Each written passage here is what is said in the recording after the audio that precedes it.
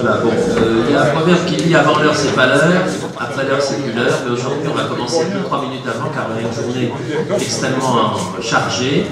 Je voudrais remercier tous les orateurs qui vont parler aujourd'hui de façon générale parce que vous verrez que nous avons une séance européenne large avec des participants de l'ensemble de l'Europe et également nos amis d'outre-Méditerranée qui nous font la fidélité de venir souvent à l'Académie. Donc ce que je vous propose, c'est qu'on présente d'abord le procès verbal de la semaine dernière, mais je m'aperçois que Jean-Marc Fichel n'est pas là, et peut-être que monsieur... Si, il est là. Il est là. Il est où? Il se cache. Il se cache. Monsieur Fichel, on vous attend.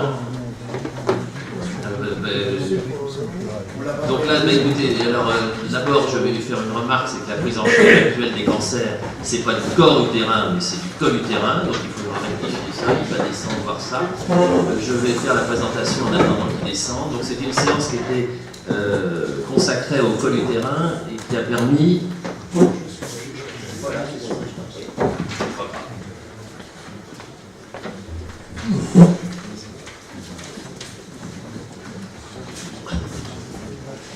Non, il arrive, voilà. Vas-y Jean-Marc, je t'en prie. Donc ma première remarque, si tu veux, c'est qu'il faut changer donc cancer du corps utérin en cancer du col utérin, car si c'était le corps, ça serait avec un S, et là, c'est pas le corps, de toute façon, c'est le col. Absolument, c'est une grande la séance de la semaine dernière était véritablement passionnante pour le chirurgien qui fait la chirurgie générale et la chirurgie gynécologique il y a plus de 40 ans. Une large participation en chirurgie de préparation. Et maintenant, le centre anticancéreux spécifique qui ont fait des communications exceptionnelles. La première communication a été présentée par le Dr Vincent, qui est succédé à Richard Villet avec une communication remarquable sur l'anatomie chirurgicale en faisant une définition de la hystérectomie élargie. Cette communication a montré le grand progrès réalisé par cette haute définition à l'écran. Et la conclusion de cette communication a été faite par Richard lui-même, mais on voit bien fait. Et ça, c'est une réalité. C'est une réalité qui fait que peut-être qu'en vieillissant, il faut quand même continuer à travailler de si on est très bien aidé. Il y a eu deux questions très pertinentes.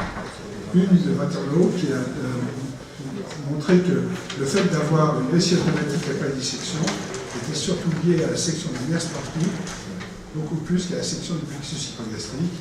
Et une de Talobel, très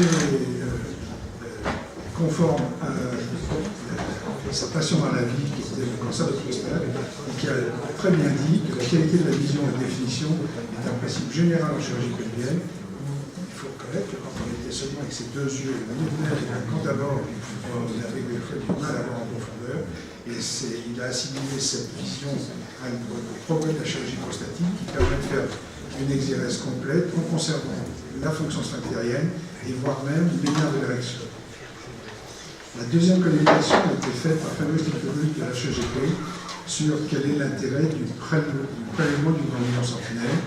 Il a très bien montré que ce prélèvement sentinelle constituait un progrès diagnostique et un progrès dans le caractère disséminé ou non du cancer du col. Les questions ont été posées par le Dr Lasserre, montrant que l'examen extracorporel ne modifie pas l'indication thérapeutique opératoire et n'améliore pas la performance de l'imagerie. Il a très bien montré que la qualité de l'imagerie actuelle permettait de se passer éventuellement de ce prélèvement du ganglion sentinelle et de l'anatomie pathologique. Richard Villet a repris la parole sur le même sujet pour montrer que le curage ganglionnaire comporte un rôle, un risque non négligeable de complications lymphatiques, ce qu'on sait tous depuis notre jeunesse, lymphocène, lymphœdème, autres atteintes. Il faudra attendre le résultat d'une étude prospective contrôlée européenne qui a démarré récemment, mais qui fournira ses résultats complets dans 8 ans pour savoir si la survie des patients est ayant un prélèvement d'un ganglion sentinelle n'est pas inférieur à un curage classique. La communication suivante a été faite par un chirurgien du centre anticancéreux de Clermont-Ferrand. Alors personnellement, moi j'ai été ébloui par la qualité de la présentation, par la qualité de la prestation et des conclusions thérapeutiques. Il y a eu une remarque de Philippe Topard qui a montré qu'en l'absence de curage, qui a posé la question, en l'absence de curage, quel est le devenir des ganglions envahis, dans la mesure où il n'y a pas de survie dans les études comparatives, dans les séries avec ou sans curage ganglionnaire. L'autre communication que j'ai trouvée aussi excellente est celle de Gwenel Ferron du Centre anticancéreux de Toulouse. Que reste-t-il des indications d'exantérance graduelle? Quand je suis arrivé ici, j'étais persuadé que personne n'en faisait. Il nous a montré que non seulement lui continuait à en faire, qu'il le faisait très bien, qu'il faisait des choses extrêmement complexes, avec des pontages vasculaires et sans anatomie, avec des lambeaux de couverture, en mélangeant à la fois de la chirurgie gynécologique, de la chirurgie viscérale, de la chirurgie vasculaire, de la chirurgie plastique, et qu'en mixant ces différentes techniques, il aboutissait à une amélioration, pas tellement en quantité de vie, mais en confort de vie, sérénité pour les patients. C'est la question qui lui a été posée par Gérard Pascal, quelle est la place de la reconstruction plastique? Et il a montré qu'avec des reconstructions plastiques issues de la chirurgie plastique, le transfert de lambeaux, il améliorait nettement la fermeture de ces cloaques pelviennes. Gérard Pascal a bien souligné que le bénéfice apporté par l'exentération pelvienne apparaît faible, mais néanmoins existe, tant en termes de survie qu'en termes de survie sans récidive. Enfin, la dernière communication était un peu difficile pour les chirurgiens, présentée par un hémato-cancérologue de l'Université de Strasbourg, qui vraiment nous a montré combien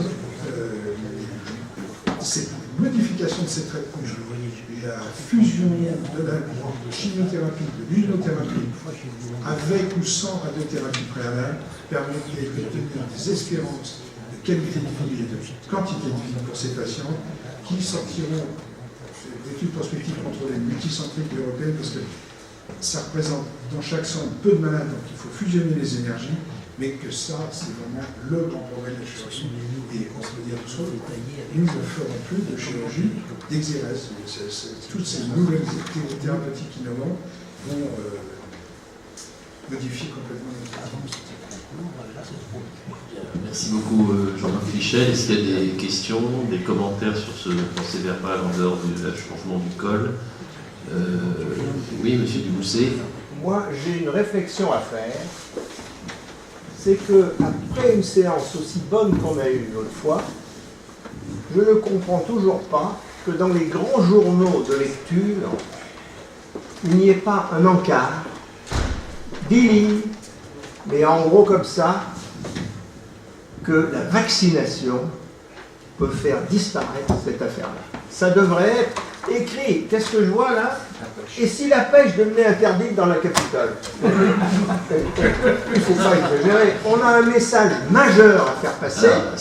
Et pourquoi il passe pas? Mon cher Jean, parce que nous n'avons pas toujours les entrées qu'il faut, mais je partage tout à fait ton analyse. Je ferai un commentaire supplémentaire, Jean.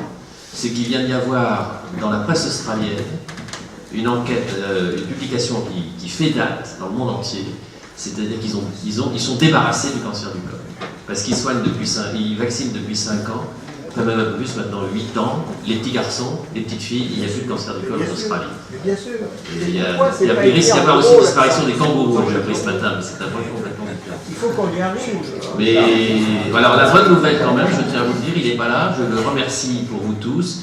Jacques Beaulieu a réussi, j'ai réussi d'ailleurs, et je m'en félicite avec l'aide de Marie-Hélène Coste, etc., à faire un article dans le Figaro de lundi sur la chirurgie dans les pays d'Afrique notamment, et les problèmes d'argent. Et ça me permet de saluer ici le professeur Rachid Sani, que je vous prierai de vous présenter, qui est chef de service à Niamey et qui s'occupe beaucoup de la chirurgie essentielle dans son pays et qui forme des médecins généralistes notamment à la chirurgie, puisque vous savez qu'à la séance humanitaire qu'on a eue à la fin de l'année dernière, on a vu que malheureusement beaucoup de gens mouraient dans les pays en cours de développement pour des manques de soins, notamment pour des manques de chirurgiens extrêmement importants, et notamment également des manques d'obstétriciens, puisque le nombre de femmes qui meurent en couche par défaut de césarienne est encore très important. Donc je vous remercie, M. Sani, d'être avec nous. Et j'en profite pour saluer notre ami, M. Hamad, qui a accompagné son élève pour nous faire une présentation qu'on aura tout à l'heure.